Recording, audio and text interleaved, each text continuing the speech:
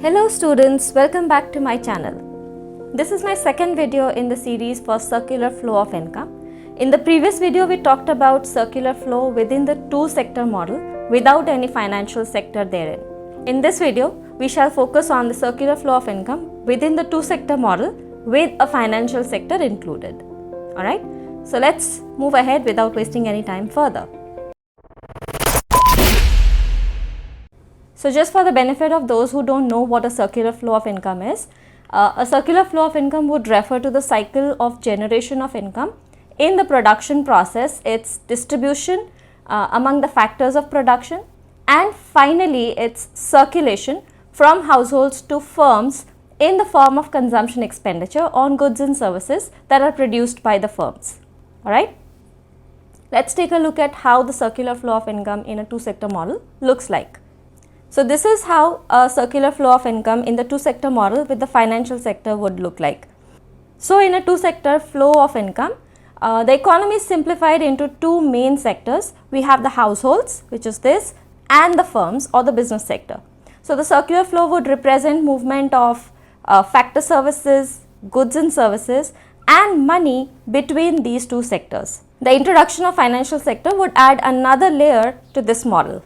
Households is a sector that represents individuals and households, and they provide factors of production like labor, capital, land to the business sector in exchange for factor payments. So we see factor services going to the firms and the firms making payments for these factor services to the households. When we talk about businesses or firms, this is the sector that includes all businesses and firms. They produce goods and services using the factors of production obtained from households. In turn, they pay income to households. Now, when the financial sector is included, we have some more give and take happening between these two firms.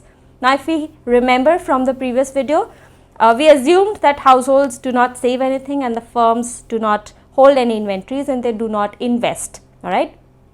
So, when the financial sector is included, some changes to those assumptions are made. So this financial sector would technically act as an intermediary between the households and banks. It will include banks and all other non-banking financial institutions. Alright. So households would deposit their savings in the banks and businesses would in turn borrow for investment or for other R&D purposes from the banks.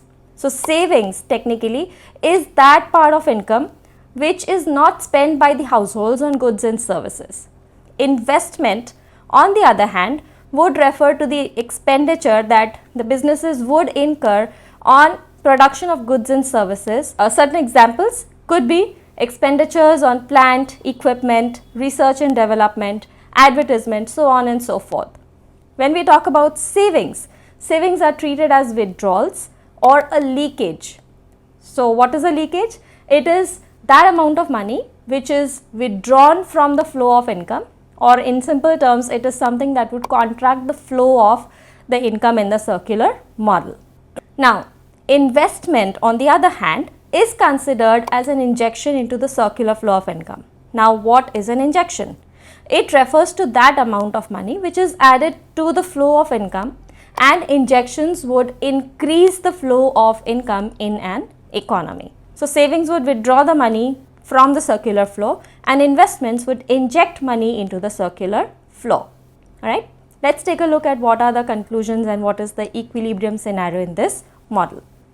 Now, at the point of equilibrium in this economy, you would see at any given point of time, savings would always be equal to investments. Now, at any given point of time, if savings exceeds investment, the income flow would decline. Why would the income flow contract or decline? Because we see that there is an excess of savings over investment. If we remember, savings are leakages whereas investments are injection. So we are withdrawing way too much compared to the money that is getting injected into the economy, and that would lead to contraction of the circular flow of income. It's a situation of disequilibrium in this economy. Another disequilibrium situation is this, where savings is less than the investments. Again, we need to remember savings were withdrawals and investments were injections. So in this scenario, leakages are far smaller than the injection. So money is getting injected to a greater scale compared to what is being withdrawn from this economy. So in this scenario, we would see that the circular flow is expanding. Alright. So at equilibrium, you would see S equal to I, and if there is any disequilibrium, you would see either of these two situations, and in this scenario, you would either see the contraction in the circular flow or an expansion in the circular flow. Alright students, if you like my videos, please don't forget to like the video and subscribe to my channel for more such videos.